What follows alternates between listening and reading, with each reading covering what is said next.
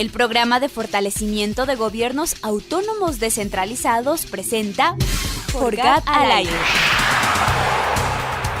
Un espacio para abordar los temas de la política pública local, el buen uso de recursos públicos, la eficiencia de los modelos de gestión y la articulación del Estado con la sociedad civil. Forgat al aire con la conducción de Edison Mafla.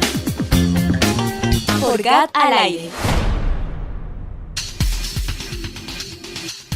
Buenos días, buenas tardes, buenas noches a este otro programa de Forgat al aire, dirigido para nuestros gobiernos autónomos centralizados, para nuestro Ecuador profundo. Hoy tenemos una entrevista muy particular y especial porque analizaremos algo que está pasando en el Distrito Metropolitano de Quito. Por cuarta ocasión tenemos ya la encuesta de vida, ¿no es cierto?, la encuesta de percepción ciudadana de nuestra capital, de la ciudad de Quito, y para ello tendremos la participación de Daniela Chacón. Pero antes de empezar con esta información, quiero agradecer en controles a Voz Andina Internacional, a Tito Chela y a todos los que hacen Voz Andina Internacional. Y recuerda que esta es una iniciativa de la Universidad Andina Simón Bolívar, sede Ecuador, y del área de académica de gestión, de la cual nos debemos. Este es el programa de fortalecimiento de gobiernos autónomos centralizados. Empecemos entonces con el programa. Tenemos en este momento a Daniela Chacón Arias. Ella es coordinadora, directora ejecutiva de Fundación Tándem. Fue concejal de Quito entre los años 2014 y 2019. Vicealcaldesa de Quito de 2014 a 2016, promotora de legislación para fomentar la participación ciudadana, el gobierno abierto y la movilidad sostenible. Creadora del programa para denunciar casos de violencia sexual en el sistema de transporte público de Quito. También cofundadora de la iniciativa Mujeres en Movimiento, Red Iberoamericana para promover liderazgos femeninos en la agenda de la sostenibilidad con especial enfoque en la movilidad sostenible. Miembro del Consejo de Liderazgo de Placemarking, experta en implementación de políticas públicas urbanas con enfoque de género y participación ciudadana. Ella, al igual que su servidor, es abogada y máster en administración pública, becaria de la Fulbright. Querida Dani, una extensa hoja de vida que te acabo de nombrar, y con el mismo interés, yo diría, cuarta vez que levantamos una encuesta en esta capital de más de 2 millones de ecuatorianos. ¿Cuántos quiteños somos en este momento? Los quiteños y no quiteños en la ciudad, no sé. Hola Edison, gracias por la invitación. Sí, pues la iniciativa Quito Como Vamos es una iniciativa ciudadana que da seguimiento a la calidad de vida en la ciudad. Y lo hacemos desde dos perspectivas. La una es levantar justamente una encuesta para entender cuál es la percepción de los ciudadanos y las ciudadanas sobre la calidad de vida en la ciudad.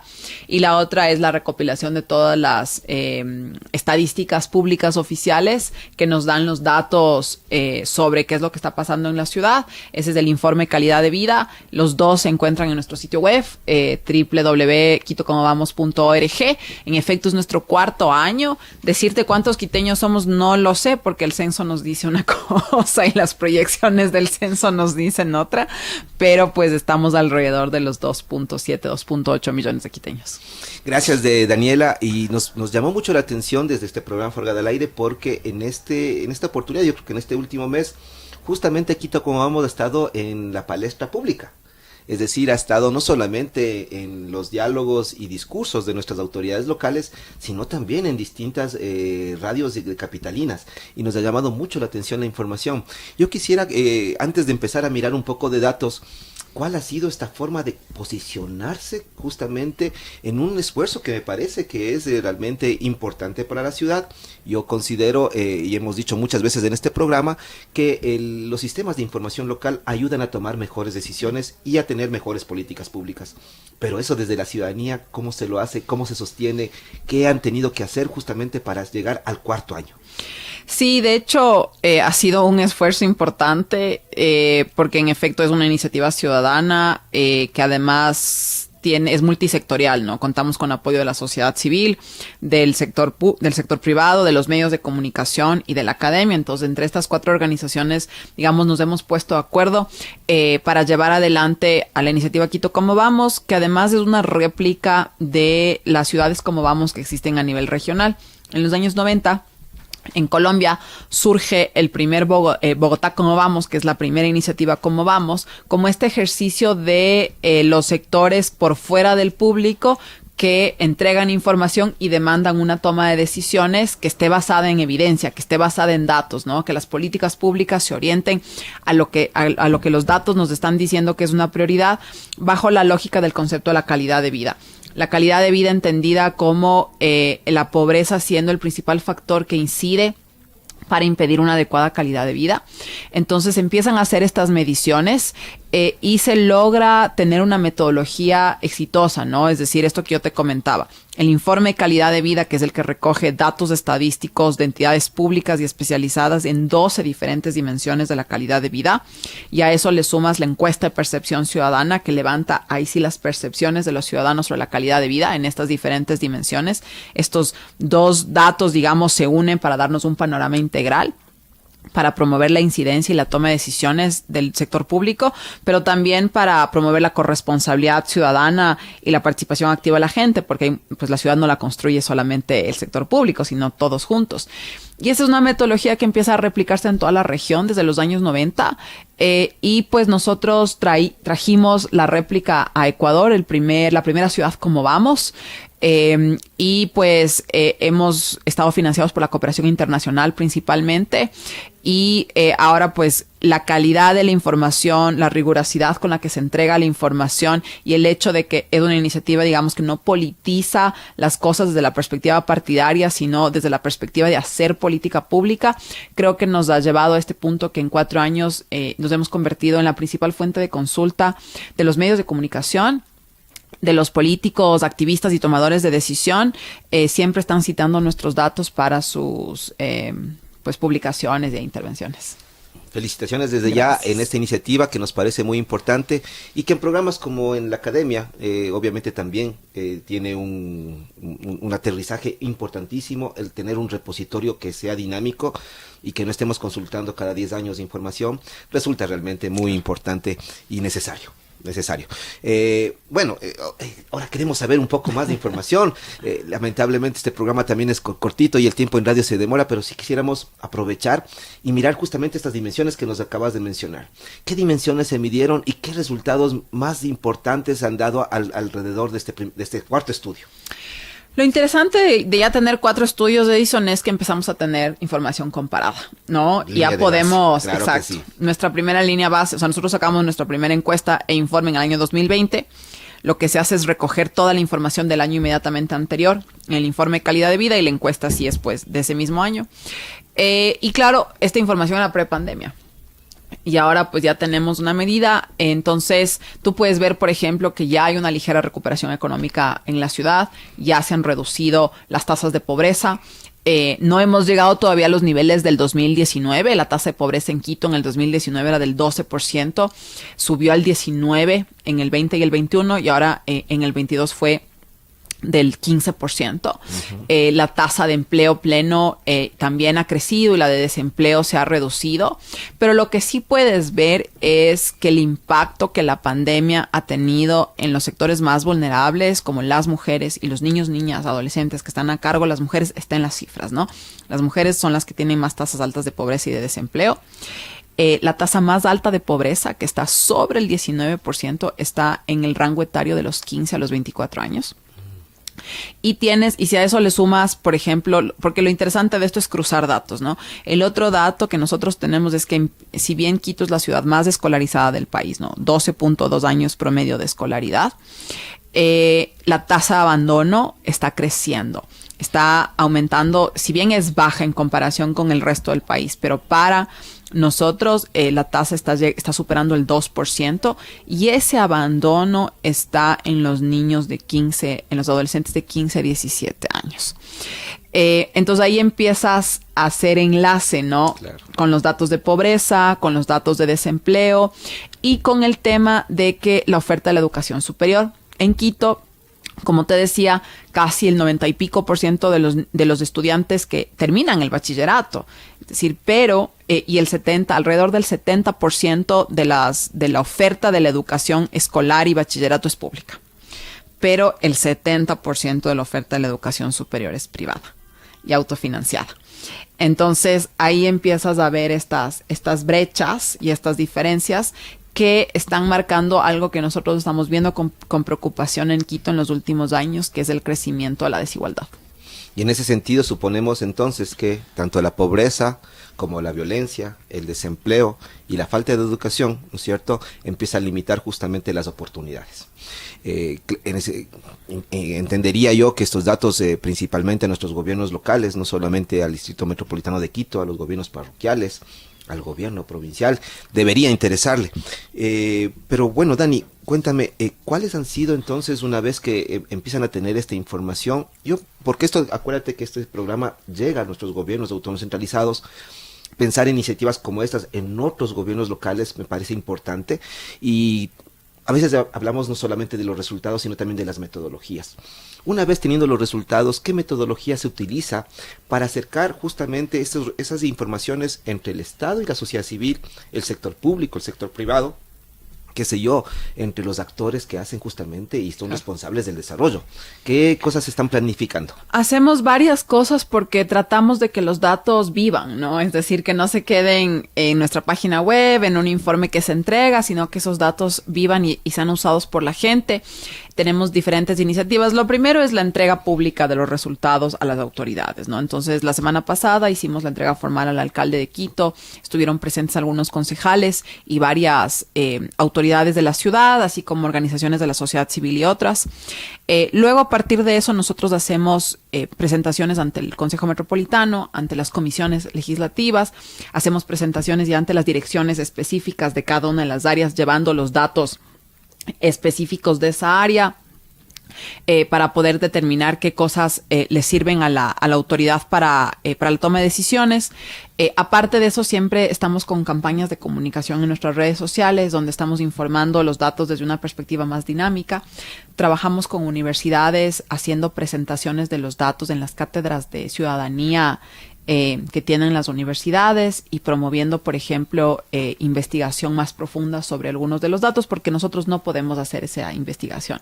Pero los datos a veces te dejan como, ¿qué pasa aquí, no? ¿Cuál es la realidad que está detrás de por ejemplo, de este crecimiento de la desigualdad en Quito? Y de ahí, justamente en el año 2024 vamos a iniciar una nueva iniciativa, valga la redundancia, que es que los datos sean utilizados por activistas y organizaciones barriales para su incidencia, con el acompañamiento de Quito Como Vamos. Entonces nosotros vamos a acompañar, de hecho, ya la próxima semana vamos a anunciar los 3 barrios de Quito que se ganaron el concurso de Mi Barrio, Mi Ciudad. Vamos a trabajar con ellos para hacer una propuesta de incidencia ante el municipio para algo que el barrio necesita en función de los datos. Entonces estamos siempre buscando diferentes formas de que estos datos vivan, y una de las cosas chéveres que nos sacaron los datos de este año, Edison, es que nosotros siempre medimos el orgullo y la satisfacción con Quito como una ciudad para vivir. Y a pesar de todo lo que sucede, que sabemos que estamos en una época compleja en la ciudad y en el país en general, la gente en Quito está orgullosa de ser quiteña. Y las personas están satisfechas de haber seleccionado a Quito como una ciudad para vivir o haber nacido aquí.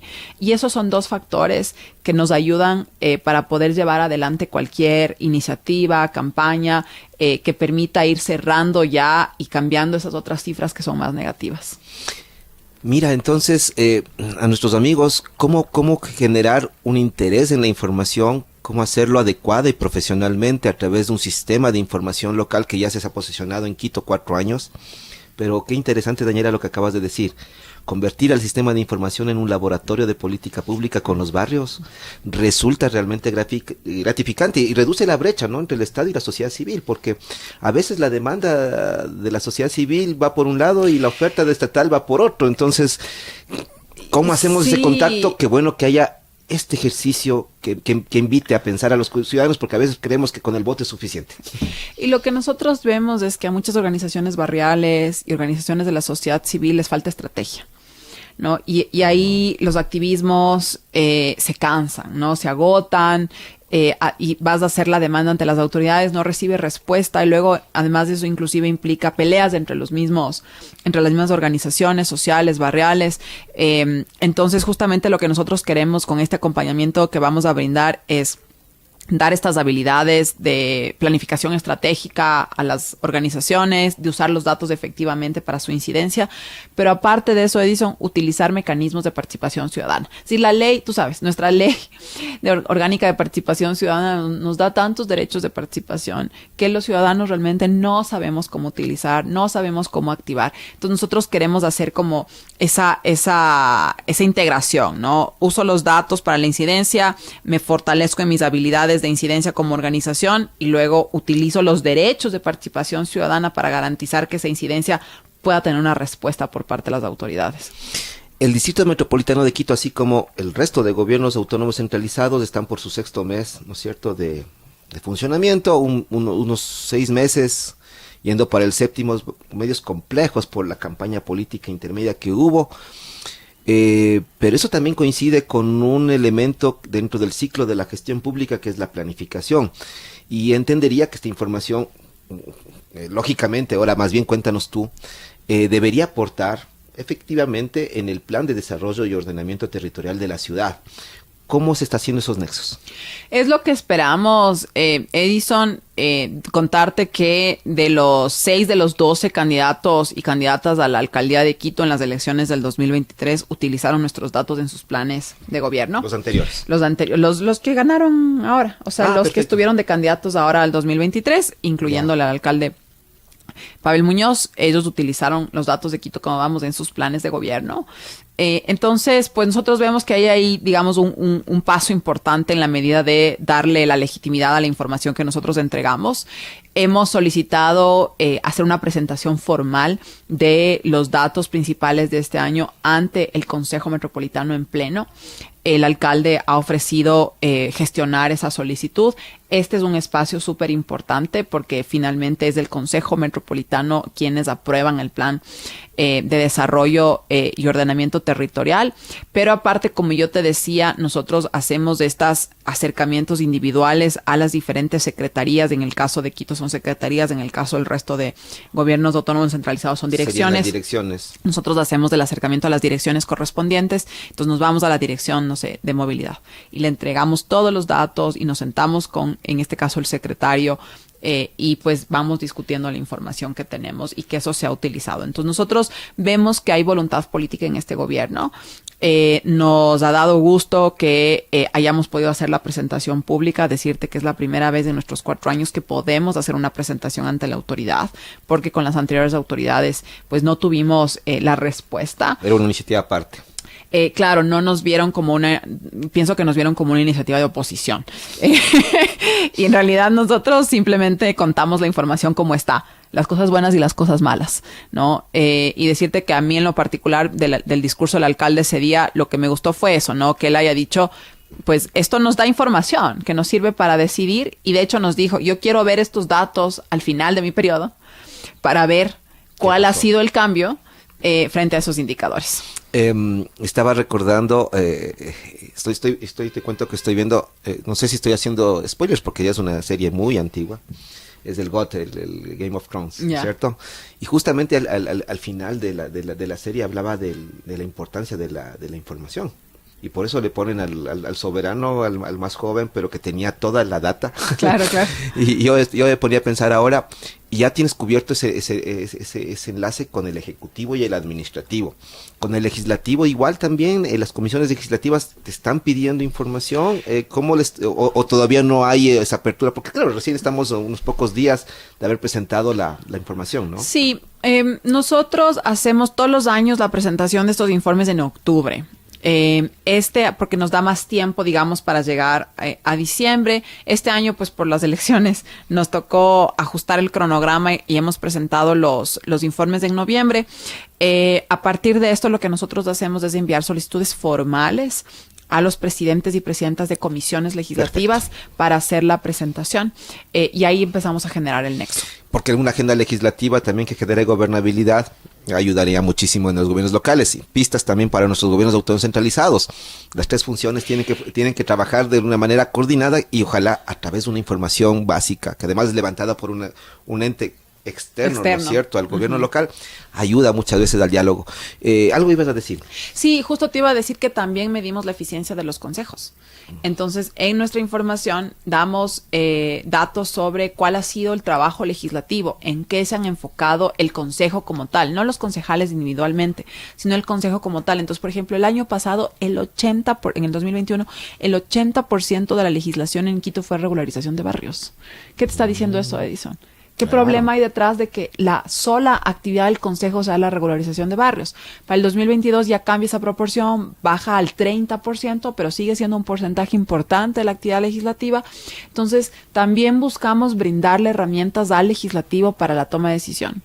Y claro, yo estaba escuchando en una radio amiga el día de hoy también cómo las comisiones legislativas durante estos 6 meses han tenido que nuevamente remirarse, ¿no? Cómo están conformadas, muchos temas se repiten, están intentando articularse, pero yo creo que esa información también se la tiene que hacer en base a información, ¿no? Lo que tú dices, las evidencias que se van trabajando. Hay muchas preguntas que tengo, pero Dani, ahora hablemos del Estado. Una de las cosas que inclusive en la Universidad Andina, a través del propio programa Forgad, que hacemos cuestionamientos muy serios, aquí también hemos trabajado en propuestas de sistemas de información local, se las ha implementado con la cooperación internacional, pero las principales dudas que se nos genera es cómo hacemos ese clic, ese match entre la información local y la información nacional. Porque si no ocurre lo que ocurrió hace 12 años, que nos quedamos sin censo, ahora con un censo que todavía no sabemos cómo despunta, pero también la importancia de que nuestros actores locales generen información estandarizada que permita justamente incorporarse a la información nacional. Caso contrario, nos pasa que tenemos que utilizar información oficial, no la entendemos muy bien, a veces sale descontextualizada, pero esa es la información oficial y al no tener información local no podemos contrastar. Esta información que hace la encuesta, ¿no es cierto?, que se genera en Quito, ¿tiene esa estandarización? ¿Se puede compaginar con lo que determina el INEC? Verás, nosotros la encuesta seguimos la metodología de las ciudades como vamos. Es una encuesta de percepción, entonces mide principalmente qué es lo que la gente está sintiendo y viviendo en la ciudad.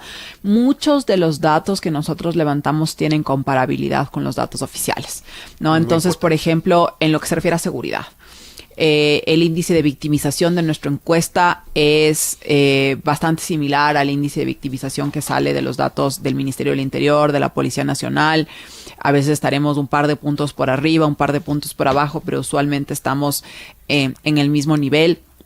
Temas, por ejemplo, de educación y salud pública. Nosotros preguntamos sobre no solo la satisfacción en los servicios, sino también los principales problemas. Entonces, por ejemplo, en temas de educación superior, el principal problema en Quito es la falta de cupos.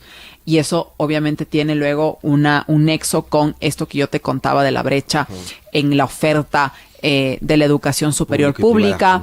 En el tema de salud pública, el principal problema es el costo. Y además nosotros, por ejemplo, tenemos el dato de que es alrededor del 40% de la población quiteña que está afiliada al IES, lo que tiene coincidencia con los datos oficiales del IES sobre la cantidad de afiliados que existen y la población económicamente activa.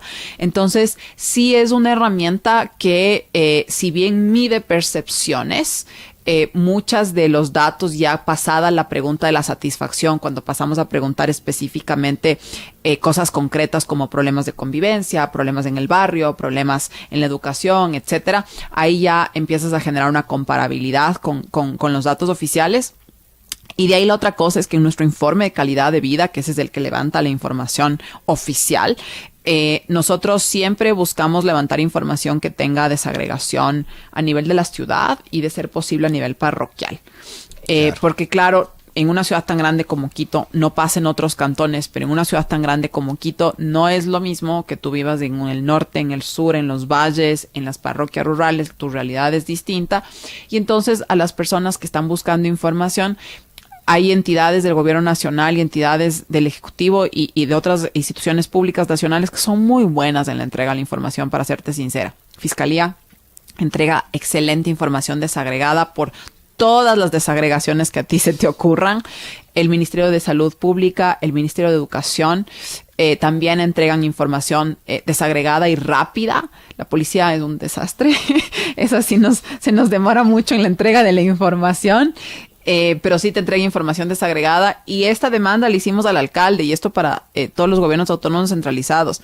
El sistema de información del municipio de Quito deja mucho que desear, frente inclusive a entidades públicas nacionales, como te comento, que ya tienen visualizadores de datos, que ya te entregan las bases de datos completas. Una de las cosas, de las ventajas que para nosotros es, nos entregas la base de datos completa y yo hago los cruces. Tú no me tienes que hacer los cruces a mí. Yo soy quien me encargo de hacer el análisis, los cruces de la información.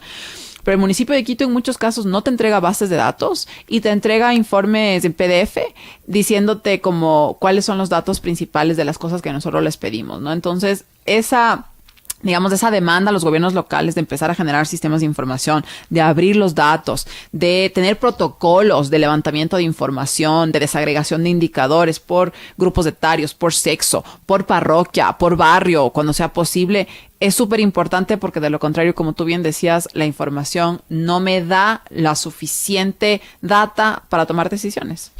Gracias, Dani. Mira, el tiempo en radio se nos come realmente, pero yo no puedo dejarte ir sin hacer también este es una radio y un programa universitario. Y por supuesto a la Universidad Andina y seguramente a otras universidades les interesará saber cómo interactuar con estos datos, ¿no es cierto? ¿Qué papel tiene la academia?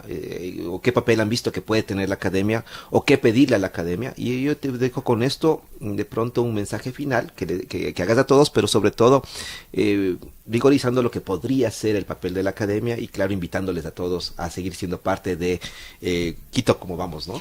Sí, bueno, la academia juega un rol súper importante. De hecho, es uno de los socios fundadores de los Como Vamos en la región. Todas las ciudades Como Vamos tienen una institución académica como socia base. Yo creo que tiene como dos roles principales. El primero es que se pueda difundir la información entre sus estudiantes para hacer proyectos, ¿no? Si los estudiantes están todo el tiempo haciendo proyectos de investigación o inclusive proyectos de vinculación comunitaria, ¿no? Que se pueda utilizar esta información para sus proyectos. A veces nos enfocamos mucho en los proyectos de escala nacional, ¿no? Cómo podemos promover proyectos de escala local de investigación que son tan necesarios para profundizar esos datos. Esto además ayuda a la generación de una conciencia y una responsabilidad ciudadana respecto de qué hago yo como ciudadano y ciudadana de esta ciudad para aportar a la calidad de vida, ¿no? Te lanzo un dato así súper rápido. Quito es la ciudad que más agua desperdicia de la región, no solo del país, de la región. Entonces, si yo leo y me entero, resulta que somos los que más agua desperdiciamos. ¿Qué voy a hacer yo, no? ¿Qué voy a hacer yo, además, también en mi día a día para aportar a la calidad de vida? De ahí creo que el otro eje de la academia es la profundización de la investigación, es decir, la investigación académica sobre muchos de los datos que tú sabes que los datos públicos y una encuesta de percepción te dan una mirada inicial, te da una primera mirada, pero a veces se requiere profundizar esa información para saber exactamente qué está pasando, qué está detrás de algunos de los datos que nos preocupan, por ejemplo, los temas de desigualdad que yo mencionaba. Uno de los datos que sacamos en esta encuesta este año, 32% de quiteños en los niveles socioeconómicos medio, bajo y bajo no comen 3 comidas al día. No. ¿Dónde está ahí? ¿Qué está pasando ahí? ¿No? ¿Quiénes son estas personas? ¿A qué les podemos ayudar? Entonces, ahí creo que la academia juega un rol súper importante de ayudar a la toma de decisiones pública, profundizando la información y dando estas herramientas de análisis y de propuesta de política pública para las autoridades. ¿Y tu mensaje final a los gobiernos locales entonces? A los gobiernos locales, pues abran la información, súper importante, recojan datos que les permitan tomar decisiones, confíen en la sociedad civil, no nos tengan miedo a la sociedad civil. La sociedad civil lo que buscamos es aportar al desarrollo de nuestros municipios, de nuestros territorios, y cuando se puede trabajar colectivamente, podemos ver cambios sustanciales. Muchas gracias, querida Dani. Y con todos nuestros amigos que nos ven en todo el mundo, este ha sido su programa Forgada al Aire. Tu humilde servidor Edison Mafla, y con quienes nos ven. Buenas tardes, buenos días, buenas noches en todo el mundo. Forgada al Aire fue una producción del Programa de Fortalecimiento de los Gobiernos Autónomos Descentralizados. Les agradecemos por su generosa compañía.